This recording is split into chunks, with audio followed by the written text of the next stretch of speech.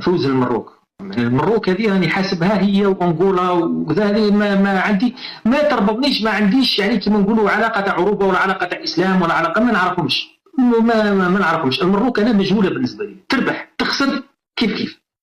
لا يغضبني فوزهم، وانا والله مش الماتش، مش السكور، مش النتيجه، لم اعلق عليها. انا ثاني ريتيريا ما مش بلي عمي ولا ما نعرفهم، ما يعرفوني. الماتش اللي تلعب قبل قليل ما عندي به حتى علاقه.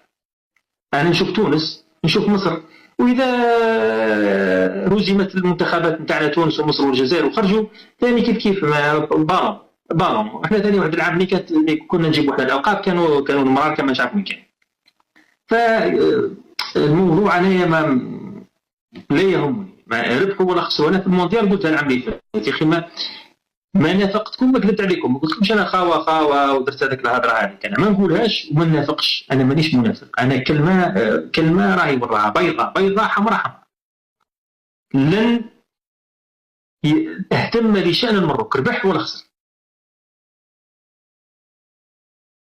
فهذا الموضوع غير تجاوزوه. انا كي تقول لي المروك عجبوني تاع كوت ديفوار، خطاهم بالنجمه السداسيه في الاعلام. هذيك بها تقول لي خطا غير مقصود لا قاصدينها.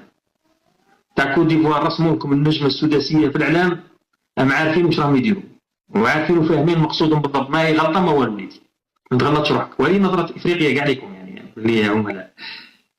تعليقي على